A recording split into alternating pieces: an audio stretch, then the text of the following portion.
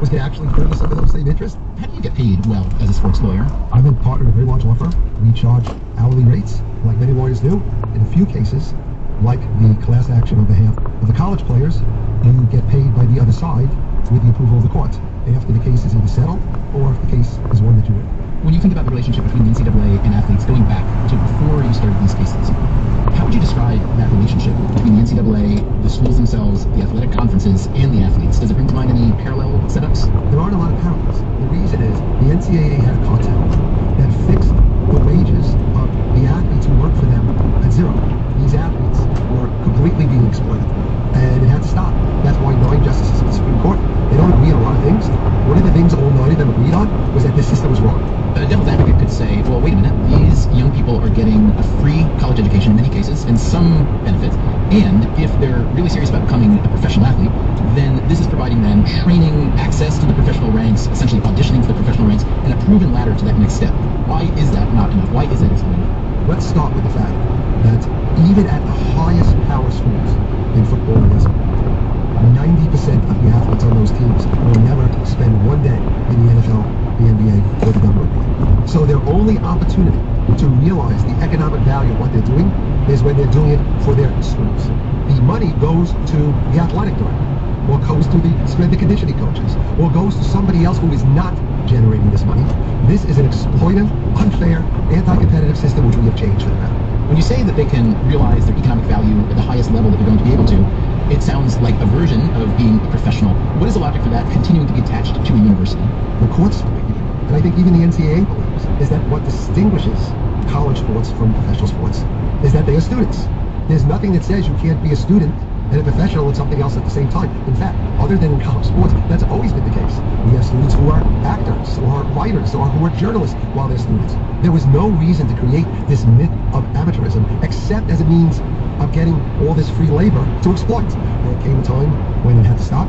We concluded in our firm that we were going to get involved in this fight more than 10 years ago. We knew it would be a long-term litigation struggle that would probably involve multiple cases to get where we wanted to go, and here we finally are. And how does it work with these multiple cases? How do they get either rolled together, or how do they proceed sequentially one from the next? They proceeded at first sequentially. The first case, which was before I became involved, was a case called O'Bannon. That was Ed O'Bannon, UCLA, is that right? That's right. That case was primarily challenging the restrictions on the players' images in video games. It was kind of a narrow case that involved group licensing of players, and while that case was pending, he filed 2 cases. I filed one called Jenkins versus the NCAA, and another 2 law firms, which was Higgins Berman, which is my co-counsel Steve Berman. He filed an independent case called Alston. Eventually, the Alston and Jenkins cases were consolidated together, and eventually the Alston case went to trial. In 2021, it got to the Supreme Court, where I argued it, and we won 9-0. That struck down the NCAA restrictions on education-related compensation. So things like giving free computers, doing study abroad, paying for internships, paying Looks like a cloud factory, doesn't it? Scholarships, academic achievement awards, those are all now allowed after Alston. The Alston victory was also the case that allowed college athletes to be paid for their name, image, and likeness rights. Here again is the economist Victor Matheson. It's important for people to understand there's basically 2 kinds of NIL. There's what I call real NIL, and then what we're going to call collective NIL. Real NIL is literally paying people market price for their name, image, and likeness. This is Paige Beckers from UConn, women's basketball player, best player in the league last year. That's her signing $1 million deal with Nike to star in Porsches. This was prohibited as recently as 5 years ago in the NCAA. This is now permitted. This is a player showing up at a car dealership to sign autographs. This is a person like Liddy Dunn monetizing her Instagram and TikTok accounts. This is real money that people are earning, market money from being a famous person. Collective money is basically people associated with the college, but not the college themselves, saying, you know, I would really like it if my college had a good quarterback this year. I don't have a car dealership, and I don't need any advertising, but I'll pretend to want a autograph for $100,000 from this quarterback if he comes to this place. And we're not even going to ask him for the autograph from the either. This is a backdoor way to simply professionalize the athletes. Even if they're not doing real NIL, they are just getting paid by people outside the university to come play for that university.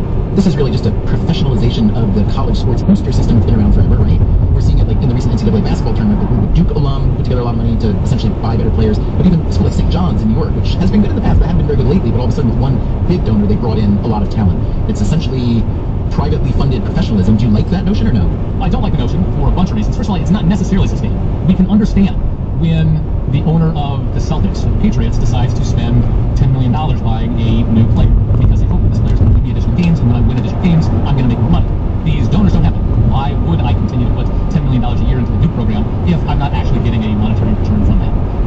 too is we have had problems with these deals not being subject to decent contracts.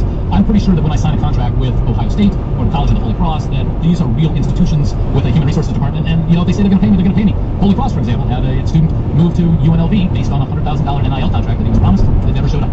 The last thing is, you want the people making the financial decisions to be the same people who are making the decisions about whether they're going to hire you or not. This would be like me as a college professor coming in for a job interview, and I do the whole interview process, and they say, we're going to hire you next year, but we can't pay you. But don't worry, some wealthy alum is going to come up to you and give you a bunch of money, we think, and just sign a deal with them and you'll get paid. I mean, that's like the worst job ever. This patchwork compensation system that Victor Matheson is describing, this was just a half step on the way to a much bigger overhaul. I think what we will see shortly is we're going to take the middlemen out of this, and we're going to actually have the employers paying their employees like happens in every other business. And that is because of a more recent legal victory called the House settlement brought by an Arizona State University swimmer named Grant House. This one didn't go all the way to the Supreme Court like Alston did. It was settled in a district court in Northern California.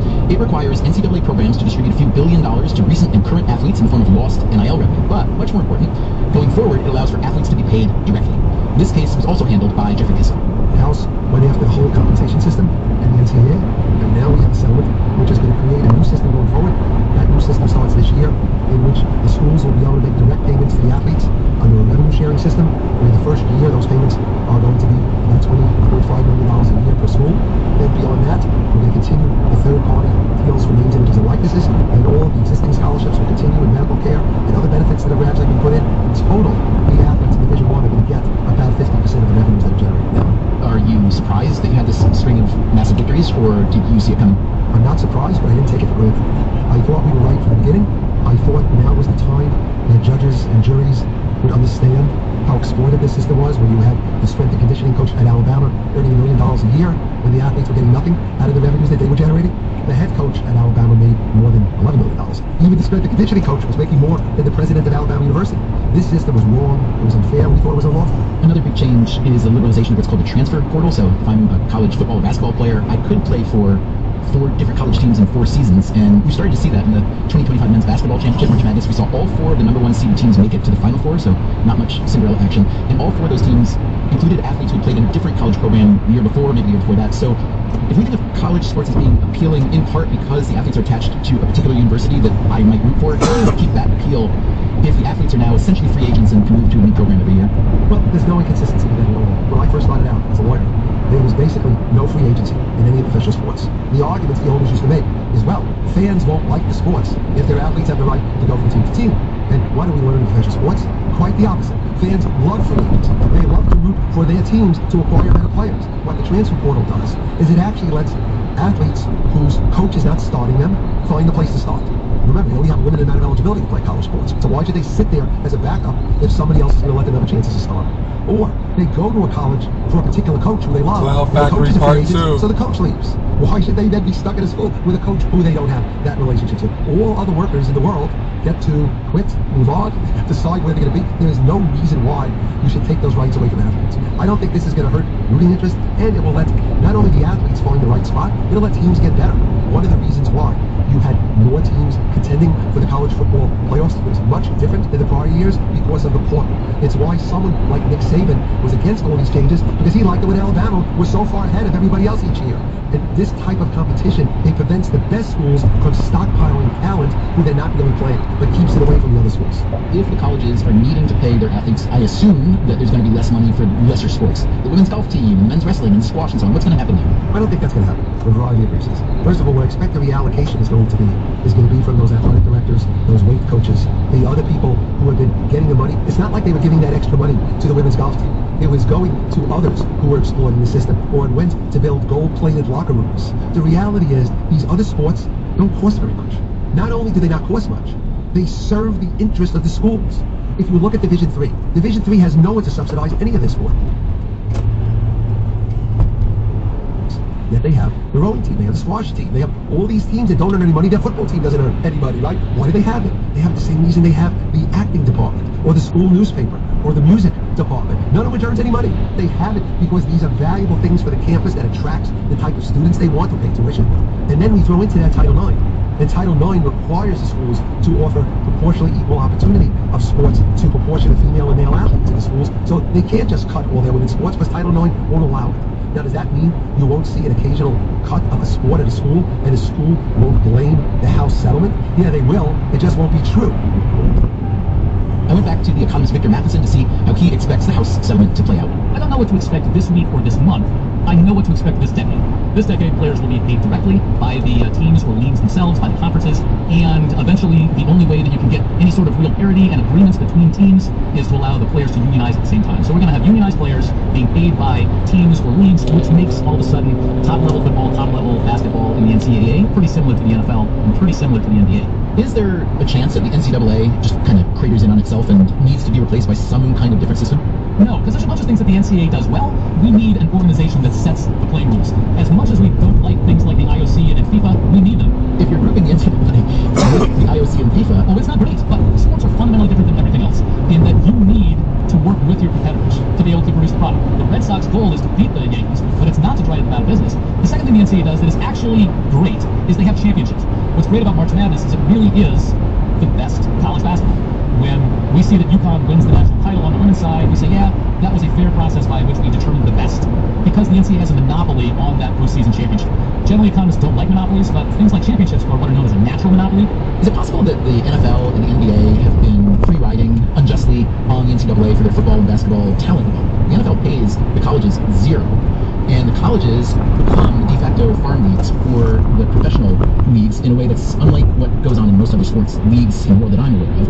And we're seeing the NCAA now having all this reorganization and chaos, not only conference realignment, but with the NIL and the House settlement, all kinds of financial upheaval. Is there a way in which the NFL and NBA in particular should be beholden to invest in, pay, support, organize college sports because they are developing their labor for them? You can make an argument for that. Of course, colleges and universities develop all the labor for Microsoft and Google and United Healthcare and all those folks as well. Right, but we tell ourselves that's great because they are creating hundreds of thousands and millions of jobs, whereas the NFL and NBA, their model is scarcity. It's only a few hundred athletes, only 30-some teams, and therefore it is a cartel as opposed to an open system. Yeah, and notice, it's funny, the way that the collective bargaining agreement between the union and the NFL works is that you have to stay in college for several years. This benefits everyone except for the current college athletes. It helps the existing athletes in the NFL by preventing competition for the roster spot from some young kid. It helps the NFL by having those players stay in college for 2 to 3 years to make sure that they get trained there, so the NFL has to do less training and so that it's less risky making those picks. And of course, it's good for the NCAA because they get these top-level players. So everyone's benefiting from this, obviously, except for that group of athletes who is good enough to play in the NFL right now, but doesn't get to because they haven't stayed in college for the requisite number of years. The National Football League is a consortium of 32 team owners who hire a commissioner to keep the peace. The current commissioner is Roger Goodell. The league doesn't divulge Goodell's salary, but reliable reporting shows that in one recent 2-year period, he received compensation of around $125 million. Depending on your perspective, that might sound like an outrageous number, or given how dominant the league is in the American sports and cultural landscape, it might sound like a bargain. When it comes to monetizing sports, the U.S. is king. We have 47 of the world's 50 most valuable franchises, and that makes the NFL the king of kings. Of the top 100 television broadcasts in 2024, 93 were NFL games. Last year's Super Bowl was the most watched show in TV history, more than 125 million viewers in the U.S. alone. To state the obvious, Americans love the NFL. Most Americans anyway, but not all of them. My name is DeMaurice Smith. DeMaurice Smith just published a book called Turf Wars, The Fight for the Soul of America's Game, and the fight he was talking about was his own fight. Yes, I was a federal prosecutor for almost 10 years, spent most of the time in homicide and violent crime and terrorism. After that, I became a partner at Nathan & Watkins, then a partner at Patton Boggs, and then in 2009, I was elected to be the executive director of the National Football League Players Association, a job that I kept until 2023. The NFLPA is totally separate from the NFL. It is the union that represents the players. It's one of the smallest unions in the country, but also one of the most visible. And how does Smith, the former union boss, characterize the NFL itself? Here's how he puts it in his book. He writes that NFL team owners, quote, use football, one of the most addictive, powerful, and profitable drugs in American culture, to influence elections and bully competitors as they ruthlessly pursue an ever higher percentage of wealth. When Smith got the union job in 2009, he wasn't all that familiar with how the NFL worked. I asked him what he saw when he first started to dig in. I was shocked at the level to which a multi-billion-dollar industry was completely beyond the purview of any regulator. I took the job right after the 2008 meltdown. It's hard to contemplate a multi-billion-dollar industry that is so dependent on public roads, the help of first responders, the granting of either tax-exempt status or land grants or bonds. It's hard to contemplate an industry that is so ingrained in government subsidies that has zero government oversight. I've never seen anything like it. There is no government. There's no boundary. There's no 10Ks. There's no 10Qs. No public board of directors. No SEC oversight. No court oversight. No countervailing force, as you describe it. Nothing. So you literally have to become a prosecutor. In a defense scenario, you always have a judge or a Department of Justice or someone who is acting as the authority to hold someone accountable. In the NFL paradigm, the only thing to hold the NFL accountable is this relatively small union of 1,800 people. You write that the NFL owners, quote, decide how the rest of us live, work, and interact. What do you mean by that? If you want to understand their level of influence, take a look at the photo of those who were standing behind Donald Trump during the inauguration. Those people influence our healthcare, they influence our media, they influence how we digest news. I find that ability to impact America to be disproportionately held by the billionaire class. When I look at what the NFL is as an organization and how it operates, it strikes me that it's built on a foundation of antitrust loopholes. Tell me where I'm right and where I'm wrong. The National Football League exists only because they achieved a congressional exemption from the antitrust laws. When they merged between the AFL and the NFL in the 60s, they needed a congressional exemption. The other thing they have, thanks to the Sports Broadcasting Act, is the ability to then negotiate unilateral television contracts. That allows the 32 teams to band together to go to a network and say, we're going to give this network the exclusive ability to show our games for this much money. Well, that gives them a tremendous amount of leverage in the marketplace because Kansas City doesn't have to negotiate its own, or DC doesn't have to negotiate its own. The result is that every network ends up doing deals with the National Football League that in the end, they lose money. Even though football games are 45 of the top 50 programs every year on TV? Yeah, 85, 90 of the top 100. How's that possible? When it comes to straight commercial sponsorship, it in no way makes up for how much the networks are paying for the NFL. They make up for that loss in the commercials for their ancillary programming. The best example is CBS several decades ago had the #1 show in the country, 60 Minutes. Fox came along, the most new network, with, let's just charitably say, not a lot of great programming. Fox wildly overpaid for the NFL. CBS thought that they were going to be okay because they still had the #1 show in America. Within 2 years, that was in trouble. They bought back the rights for the NFL. You and I can't go to Congress and get an antitrust exemption for you to diabolically buy all the shows in America. Here again is the economist Victor Matheson. Leagues always have problems with antitrust because a league is a bunch of individual businesses that come together to collude to make as much money as possible. I love that you say leagues have trouble with antitrust. It seems to me that they've solved that trouble quite capably. In some ways they have. So they solved it in basically 3 ways. Major League Baseball solved it by getting an insane ruling over a century ago from a judge who just liked baseball so much that they said, you know what, if it's baseball, it can't possibly be antitrust. That's what's known as baseball's antitrust exemption. All of the other leagues have been granted limited exemptions to antitrust when it comes to negotiating media rights deals. The NFL, for example, sells every single one of its games through these big media rights deals that the league itself sets. That was actually declared illegal back in the late 1950s and early 1960s, and Congress passed a law saying, okay, we will give you this exemption to antitrust, but you also have to come to some agreements with some of your competitors to not compete with others directly. The NFL was given Sunday, the NCAA was given Saturday, and high school football was given Friday night. So outside those days, Thursday through Monday, anyone can play, but the NFL is typically not allowed to play on Saturday, and the NCAA can't play on Sunday. The third way to get around antitrust issues is by making sure a bunch of your negotiations with respect to antitrust are with a union. The way the NFL and all the other leagues get around collusion with respect to things like salary caps and salaries and roster limits is by having an equally powerful group on the other side, a union, that is allowed to negotiate fairly with the cartel on the other side. But it turns out that the cartel is the best negotiator of all. You can see this whenever a team owner wants to build a new stadium and goes hunting for state and local subsidies. If they just stop building new publicly financed stadiums, I can stop yelling at people. What's the latest yelling that you've had to do on that front? Oh, let's see. What are we doing? We're looking to build a new Commander Stadium right in D.C. We're looking to build a new one in Cleveland to reward the fine management of the Cleveland Browns with a bunch of taxpayer money. In the U.S., give me a number as best as you can of NFL stadiums that have been built in the last 30 years. What share of the money that goes into stadium infrastructure construction is public money versus private? The modern stadium boom in the United States actually started in the early 90s. For over the next roughly decade and a half, over half of all major league teams and all the big sports in the United States replaced their stadiums. We also had some expansion franchises come in that needed new facilities as well. During that time period, roughly 2/3 of all stadium costs were paid for by taxpayers, with the remaining third being paid for by the teams themselves. This funding model changed in 2008.